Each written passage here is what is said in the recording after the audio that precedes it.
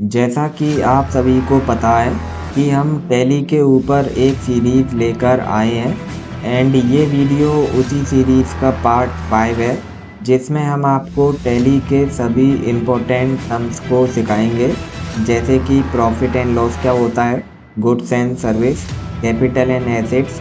इसी तरह के सभी इम्पोर्टेंट टर्म्स को हम इस वीडियो के अंदर देखेंगे।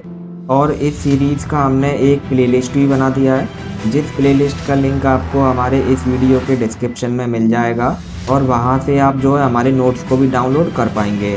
तो चलिए इस वीडियो को स्टार्ट करते हैं एंड देखते हैं टैली की टर्मिनोलॉजी को, यानी कि टैली की शब्दावली।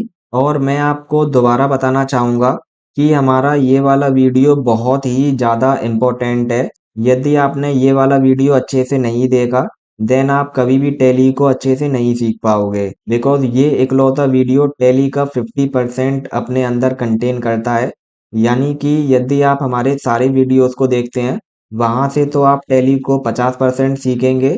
यदि आप इस वीडियो को देखते हैं देन यहाँ से आप टैली को 50% सीखेंगे। तो आप इसी बात से अंदाजा लगा सकते हैं कि ये वाला वीडियो हमारा कितना ज़्यादा इम्पोर्टेंट है, बिकॉज इसके अंदर हमने आपको टर्म्स को बताया है जो कि टैली का एक बहुत ही ज़्यादा इम्पोर्टेंट फैक्टर है। एंड ये टॉपिक आपको अच्छे से समझ में आए इसके लिए हमने जो है बहुत ही प्यारे नोट्स भी बनाए हैं, ये आप देख सकते हैं। इन सभी को अभी मैं आपको हिंदी में बहुत अच्छे से समझाऊंगा और आप बस हमारे साथ इस वीडियो के लास्ट तक बने रहिए। और आप इस वीडियो को लाइक कर दीजिए एंड अपने दोस्तों के साथ शेयर कर दीजिए। और यदि आप हमारे इस चैनल पर नए हो तो चैनल को जरूर सब्सक्राइब कर लीजिएगा। तो चलिए हमारी सबसे पहली स्लाइड पर चलते हैं और जानते हैं कि लेजर क्या होता है। लेजर यानी कि बुक। जी हाँ, आपने बिल्कुल सही सुना, बुक यानी कि ये नोटबुक किताब, यही आपका लेजर होता है। बस फर्क इतना है, ये जो हमारी नोटबुक होती है ये नॉन डिजिटल होती है एंड लेजर हमारा डिजिटली होता है। एंड यहाँ पर हमने लेजर के बारे में बहुत कुछ लिख कर भी रखा है, बट हर बार की तरह मैं आपको पहले इसको नहीं बताऊंगा। पहले मैं एग्जाम्पल के माध्यम से क्लियर करूंगा, देन आपको यहाँ से बताऊंगा। तो जैसे कि मान लीजिए आपने जो है देखा होगा, जो शॉपकीपर्स होते हैं उनके पास एक बुक होती है जिसमें वो अपनी दुकान की डिटेल्स लिखते हैं। जैसे कि मान लीजिए आपकी जो है दुकान है और आप जो है कई लोगों को उधार सामान देते हैं। तो आप जिन लोगों को उधार सामान देते हैं उनकी सारी डिटेल एक नोटबुक में पूरा कॉलम बनाकर नोट भी करते जाते हैं, नाम डालकर कि ये व्यक्ति है, इतने का सामान ले गया है, इस डेट को ले गया है, इतने पैसे का ले गया है, इतने पैसे ये दे गया है और इतने पैसे अभी बाकी हैं। इसी तरह से आप उन सभी लोगों का डेटा नोट करते जाते हैं नोटबुक में, जो आपसे उधार ले जाते हैं। और जरूरी नहीं कि आप सिर्फ इनका ही डेटा नोट करते हैं, बल्कि एक जो दुकानदार होता है वो अपनी दुकान का पूरा लेखा जोखा रखता है कि उसको किन व्यक्तियों से पैसे लेने हैं और किन व्यक्तियों को पैसे देने हैं, क्योंकि दुकानदार सिर्फ उधार देता ही नहीं है, वो उधार लेता भी है। तो उसको जो है उसका भी पूरा इन्फॉर्मेशन रखना पड़ता है। और साथ ही साथ दुकान का जितना भी मेंटेनेंस होता है, जैसे कि रेंट का, इलेक्ट्रिसिटी का, वो सभी उसको जो है लिख कर रखना पड़ता है। और वो लिख कर किस में रखता है, बुक के अंदर। और यही काम टैली के अंदर हम जो है लेजर के माध्यम से करते हैं। एक लेजर बनाते हैं जिसमें हम जो है पूरी डिटेल नोट करते हैं, जिस भी चीज के लिए लेजर बना रहे हैं। यदि उधार दिया है तो उधार देने वाले की डिटेल नोट करेंगे, उधार लिया है तो लेने वाले की करेंगे। एंड ये अभी मैं आपको आगे बताऊंगा अभी कि कैसे लेजर बनाते हैं। तो यहाँ से आपको बहुत अच्छे से समझ में आ गया होगा कि लेजर क्या होता है। एंड यही चीज हमने यहाँ पर लिख कर भी रखा है कि लेजर एक अकाउंटिंग बुक होती है जिसमें टैली के सभी अकाउंट्स बनाए जाते हैं। कौन कौन से अकाउंट्स बनाए जाते हैं, जैसे कि personal account, real account and nominal account. And in accounts के बारे में हम अभी आपको आगे बताएंगे। तो यहाँ से आपको बहुत अच्छे से समझ में आ गया होगा कि लेजर क्या होता है। बताना चाहेंगे, कंप्यूटर से रिलेटेड ये जितने भी कोर्सेज हैं इन सभी को हम प्रोवाइड करा रहे हैं विद वेरीफाइड सर्टिफिकेट। एंड ये जो हमारा सर्टिफिकेट है ये एक्सेप्टेबल होगा गवर्नमेंट एंड प्राइवेट जॉब्स में। एंड ये जो हमारे कोर्सेज हैं ये सभी 100% फ्री हैं, आपको एक सिंगल रुपया भी पे नहीं करना है। एंड हमारा सर्टिफिकेट भी वैलिड है। ये हमारा ऑफिशियल वेबसाइट है आपको सिंपली क्लिक करना है ऑल कोर्सेज पर। यहाँ पर आपको हमारे सभी कोर्सेज दिखाई दे जाएंगे। आप किसी भी कोर्स में एडमिशन ले सकते हैं। आपको सिंपली क्लिक करना है इनरोल कोर्स पर, और वेबसाइट से संबंधित अधिक जानकारी के लिए वीडियो का लिंक डिस्क्रिप्शन में दिया हुआ है। यदि आप हमारे किसी कोर्स में एडमिशन लेना चाहते हैं, देन इस वीडियो के डिस्क्रिप्शन में हमने एक एडमिशन वीडियो का लिंक दे रखा है। आप जाकर उस वीडियो को देख लीजिए। उसके बाद आप किसी भी कोर्स में एडमिशन ले पाएंगे, एंड दैट्स ऑल। तो चलिए अब इन अकाउंट्स के बारे में देखते हैं। जैसे कि सबसे पहले आपका पर्सनल अकाउंट। पर्सनल अकाउंट के अंतर्गत हम सभी व्यक्तियों, firm, society, trust, bank and कंपनियों और कैपिटल अकाउंट के खाते खोलते हैं, ठीक। तो ये जो यहाँ पर लिख रहा है, व्यक्ति, firm, society, trust, bank, company और कैपिटल अकाउंट, इन सभी के खाते हम जो है पर्सनल अकाउंट में खोलते हैं। इसी तरह होता है आपका रियल अकाउंट। रियल अकाउंट में सभी गुड्स और एसेट्स के खाते शामिल होते हैं, जैसे कि building account, cash account, pen, copy, oil, shop etcetera. And जैसा कि यहाँ पर लिखा है, रियल अकाउंट में सभी गुड्स और एसेट्स के खाते शामिल होते हैं। तो ये जो टर्म है गुड्स एंड एसेट, इसको मैं अभी आपको आगे बताऊंगा। अभी के लिए बस आप इतना समझ लीजिए कि रियल अकाउंट के अंदर जो है सभी गुड्स और एसेट के खाते शामिल होते हैं, ठीक। इसके बाद अगला अकाउंट है आपका नॉमिनल अकाउंट।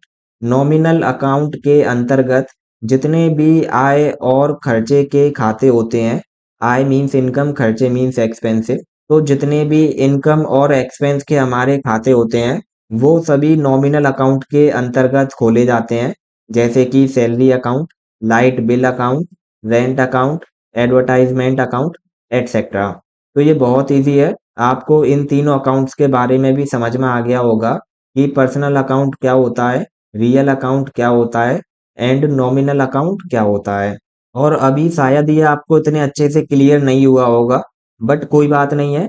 जैसे जैसे आप आगे हमारी सीरीज को देखते जाएंगे एंड हमारे द्वारा जो अकाउंट्स बनाए जाएंगे, उनसे आपको बहुत अच्छे से समझ में आ जाएगा कि पर्सनल अकाउंट क्या होता है, रियल अकाउंट क्या होता है, एंड नॉमिनल अकाउंट क्या होता है। चलिए आगे देखते हैं। इसके बाद है हमारा ग्रुप्स। ग्रुप्स का मतलब आप सभी को पता होगा, यानी कि समूह। तो आपका ग्रुप क्या होता है? टैली के अंदर हम जो अकाउंट बनाते हैं, उन अकाउंट्स को ऑर्गेनाइज करने के लिए टैली में 28 प्री डिफाइंड ग्रुप होते हैं। यानी कि इन अकाउंट्स को ऑर्गेनाइज करने के लिए टैली के अंदर पहले से ही 28 ग्रुप बने होते हैं, जो कि प्री डिफाइंड होते हैं, यानी कि पहले से उनके बारे में प्री डिफाइंड होता है।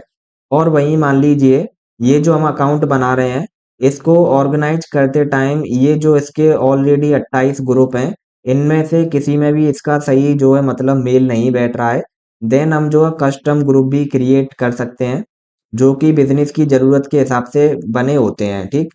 यानी कि 28 प्री डिफाइंड ग्रुप तो ऑलरेडी टैली के अंदर होते ही हैं, साथ ही साथ हम जो है अपने हिसाब से भी अलग से ग्रुप बना सकते हैं, कस्टमली डिज़ाइन कर सकते हैं। तो यही आपका ग्रुप होता है। चलिए आगे देखते हैं। इसके बाद है आपका गुड्स एंड स्टॉक। गुड्स माने होता है माल, एंड स्टॉक माने होता है स्टॉक। तो मैं आपको और डिटेल में बता देता हूँ। जैसे कि आपका गुड्स क्या होता है, जो चीज़ें बिजनेस में खरीदी और बेची जाती हैं, वो आपकी गुड्स होती हैं। जैसे कि ये हमारी कैंटीन है, इसमें आपको बहुत सारी चीज़ें दिखेंगी, जैसे कि यहाँ पर नमकीन दिखेगी, बिस्किट भी दिखेंगे, सैनिटाइजर भी दिखेंगे, और भी यहाँ पर बहुत सारा आइटम है खाने पीने का। तो ये जितना भी आइटम यहाँ पर रखा हुआ है, ये सब क्या है, ये सभी गुड्स है। बट वहीं अगर कोई व्यक्ति आपसे पूछता है कि कैंटीन के अंदर ये जो लाइट लग रही है, क्या ये भी गुड्स है? इसके अंदर ये जो पंखे लग रहे हैं, क्या ये भी गुड्स है? तो इसका जवाब होगा नहीं, बिकॉज यहाँ पर लिखा है जो चीज़ें बिजनेस में खरीदी और बेची जाती हैं। तो ये जो कैंटीन है, ना तो यहाँ पर लाइट्स बेची जाती हैं और ना ही यहाँ पर ये पंखे बेचे जाते हैं। तो यहाँ से आप समझ गए होंगे कि गुड्स क्या है। गुड्स सिर्फ वही आइटम है जिसको यहाँ पर बेचने के लिए रखा है, यही आपका गुड्स होता है, यानी कि सामान, या फिर आप इसको माल भी कह सकते हैं। फिर है आपका स्टॉक। स्टॉक आप सभी को पता है, जो हम दुकानों में, गोदामों में या फिर घर के अंदर जो स्टॉक कर कर रखते हैं, वही स्टॉक होता है। यहाँ पे मैंने लिखा भी है इसके लिए जैसे कि बिजनेस के पास जो अवेलेबल गुड्स या रॉ मटेरियल होता है वही आपका स्टॉक होता है, ठीक। जैसे कि ये जो हमारी कैंटीन है इसके अंदर ये जितना भी माल अभी अवेलेबल है ये सभी क्या है, ये सभी हमारा स्टॉक है, ठीक। तो यही हमारा स्टॉक होता है। आई होप आपको समझ में आ गया होगा। चलिए अगला टर्म देखते हैं। फिर है आपका कैपिटल एंड लाइबिलिटीज। तो सबसे पहले देखते हैं कैपिटल को। कैपिटल क्या होता है? बिजनेस स्टार्ट करने के लिए जो पैसे या एसेट्स ओनर यानी कि मालिक इन्वेस्ट करता है अपने बिजनेस के अंदर वही हमारा कैपिटल होता है। जैसे कि मान लीजिए ये जो अंकल हैं इनको जो है इस दुकान को खोलना था, तो इनके पास जो है 50,000 रुपए थे। तो वो जो 50,000 रुपए थे वो क्या थे? वो अंकल का कैश कैपिटल थे। यानी कि हिंदी में कहें तो पूंजी थी अंकल के पास 50,000 रुपए की। अब अंकल ने क्या किया? उस पूंजी से अंकल ने जो है सामान खरीद लिया। ये बेचने वाला सामान यानी कि गुड्स। तो ये क्या हो गया? ये हो गया अंकल का गुड्स कैपिटल। यानी कि अंकल की जो पूंजी है वो सामान में इन्वेस्ट हो गई। अब वहीं मान लीजिए अंकल ने जो है गुड्स ना खरीद कर अंकल ने क्या किया? एसेट्स खरीद लिए। अब आपके एसेट्स क्या होते हैं? जैसे कि ये जो अंकल की दुकान है, अंकल ने दुकान खरीद ली एंड ये जो ट्यूब लाइट है ये खरीद ली। चेयर एंड लैपटॉप वगैरह भी मान लीजिए, जैसे कि काउंटर वगैरह, ये फर्नीचर, ये टीन, ये सब क्या है? ये सब अंकल के एसेट्स हैं। एंड यहाँ पर आपको कंफ्यूज नहीं होना है। गुड्स आपका अलग होता है और एसेट अलग होता है। गुड्स आपका वो सामान होता है जो बेचने के लिए ये खरीदते हैं, और एसेट होता है आपका जैसे कि ये स्टूल, फर्नीचर, जो कि बिजनेस को चलाने के लिए अंकल खरीदते हैं, ना कि बेचने के लिए, ठीक। तो बेसिकली कैपिटल के अंदर यही होता है। बिजनेस को स्टार्ट करने के लिए जो पैसे या फिर एसेट ओनर यानी कि ये दुकान मालिक इन्वेस्ट करता है उसी को कैपिटल कहते हैं। तो बहुत इजी है, आपको कैपिटल भी समझ में आ गया होगा। फिर है आपका लाइबिलिटीज। ये क्या होता है? बिजनेस की वो राशि जो लोन या उधार के रूप में ली जाती है। जैसे कि मान लीजिए अंकल ने जो 50,000 रुपए लिए थे वो बैंक से लोन लेकर लिए थे। तो अंकल की लाइबिलिटी क्या हो गई? अंकल की लाइबिलिटीज हो गई 50,000 रुपए की। बिकॉज ये जो अंकल के पास 50,000 रुपए थे, अब अंकल को ये चुकने भी तो हैं। तो ये एक तरीके का खर्चा ही है, ठीक। तो इसीलिए हम इसको जो लाइबिलिटी कहेंगे। एंड वही चीज हमने यहाँ पर लिखी है, बिजनेस की वो राशि जो लोन या उधार के रूप में ली गई हो। तो यहाँ से आपको ये दोनों ही टर्म्स बहुत अच्छे से क्लियर हो गए होंगे, कैपिटल एंड लाइबिलिटीज। चलिए आगे देखते हैं। अगला टर्म है आपका एसेट। वैसे तो मैंने आपको बता ही दिया है एसेट क्या होता है, लेकिन अब मैं आपको विस्तार से बताने जा रहा हूँ। देखिए ध्यान से सुनिएगा। बिजनेस में जो चीजें वैल्यूएबल होती हैं उन्हें एसेट्स कहा जाता है। एग्जाम्पल के लिए furniture, machine, building, cash, etcetera. जैसे कि मान लीजिए ये जो है किसी की कंपनी है एंड उसने ये जो फर्नीचर लगाया है इसमें भी तो पैसा लगा होगा। एंड ये जो लैपटॉप एंड डेस्कटॉप रखे हैं इसमें भी पैसा लगा होगा। एंड उसने ये जो बिल्डिंग बनवाई होगी इसमें भी पैसा लगा होगा। तो ये सभी क्या है? ये सभी एसेट्स हैं। इसी तरह आपकी दुकान भी एसेट होती है, और दुकान के अंदर जो चेयर एंड टेबल होते हैं वो सभी एसेट्स में काउंट होते हैं। तो आई होप आपको ये जो एसेट्स है ये बहुत अच्छे से समझ में आ गया होगा। एंड एसेट का मतलब ही हिंदी में होता है संपत्ति। तो बहुत इजी है। चलिए आगे देखते हैं। अगला टर्म है आपका डेटर एंड क्रेडिटर। तो देखिए ये डेटर कौन होता है? डेटर होता है कर्जदार, यानी कि जिसको हमने पैसे उधार दिए हैं वो हमारा डेटर है। एंड क्रेडिटर होता है जिसने हमको पैसे उधार दिए हैं, वो क्रेडिटर होता है, यानी कि हमारा मालिक। एंड डेट माने भी इंग्लिश में कर्जा ही होता है, एंड क्रेडिट माने आप सभी को पता ही है। तो आप ऐसे भी रिलेट कर सकते हैं, डेटर माने कर्जदार और क्रेडिटर माने हमारा मालिक जिसने हमको जो है उधार दिया है। तो बेसिकली इन दोनों टर्म्स का यही मतलब होता है, उधार लेने वाला, उधार देने वाला। एंड यही चीज हमने यहाँ पर डिटेल में लिखी भी है, मैं आपको पढ़कर भी बता देता हूँ। डेटर यानी कि जिसे बिजनेस ने उधार माल बेचा हो और पेमेंट उससे लेनी हो, यानी कि वही बात हो गई, जिसको आपने उधार माल बेचा है वो आपका डेटर है, ठीक। और क्रेडिटर कौन होता है? जिसने बिजनेस को उधार माल दिया हो और बिजनेस को पेमेंट देनी हो, यानी कि जिस व्यक्ति ने बिजनेस को उधार माल दिया है वो कौन है? वो है आपका क्रेडिटर, ठीक। तो यहाँ से आपको डेटर और क्रेडिटर बहुत अच्छे से समझ में आ गए होंगे एंड यहाँ पर आप इमेज के माध्यम से भी समझ सकते हैं। तो चलिए अब अगले टर्म को देखते हैं। अगला टर्म है आपका प्रॉफिट एंड लॉस। तो बेसिकली आप सभी को पता है प्रॉफिट क्या होता है एंड लॉस क्या होता है। और यदि आप किसी 8 या 10 साल के बच्चे से पूछेंगे, वो भी आपको बता देगा प्रॉफिट एंड लॉस क्या होता है। तो यही प्रॉफिट एंड लॉस को समझाने के लिए यहाँ पर हमने 2 लाइन लिखी हैं, इनको समझ लीजिए। वैसे तो पता ही है, लेकिन तब भी मैं आपको बता दे रहा हूँ। जैसे कि जब इनकम एक्सपेंस से ज़्यादा होती है, वो आपका प्रॉफिट होता है। जैसे कि मान लीजिए मैंने जो है 50,000 रुपए एक दुकान के अंदर इन्वेस्ट किए, ठीक, कैपिटल के तौर पर, और वहां से मैंने जो है 60,000 रुपए अर्न किए। तो यहाँ पर हमारा क्या हुआ है, यहाँ पर मेरा प्रॉफिट हुआ है। तो यही आपका प्रॉफिट होता है। लॉस क्या होता है, लॉस माने होता है जब आपके एक्सपेंसेस यानी कि खर्चे इनकम से ज़्यादा होते हैं, तब आपको लॉस होता है। जैसे कि मान लीजिए मैंने 50,000 रुपए किसी बिजनेस में इन्वेस्ट किए एंड वहां से मुझको जो इनकम जनरेट हुई वो थी आपकी 40,000 रुपए। तो देखिए, एक तो मैंने 50,000 रुपए बिजनेस में दिए, ऊपर से मैंने मेहनत भी की, और उसके बाद मैंने कमाया क्या, 40,000 रुपए। तो ये क्या है, ये हमारा लॉस है। तो यहाँ से आपको ये दोनों टर्म भी बहुत अच्छे से क्लियर हो गए होंगे, प्रॉफिट एंड लॉस। चलिए आगे देखते हैं। अगला टर्म है आपका एक्सपेंस। एक्सपेंस मीन्स होता है खर्चा, एंड वही चीज हमने यहाँ पर लिखी है, एक्सपेंस यानी कि खर्चा।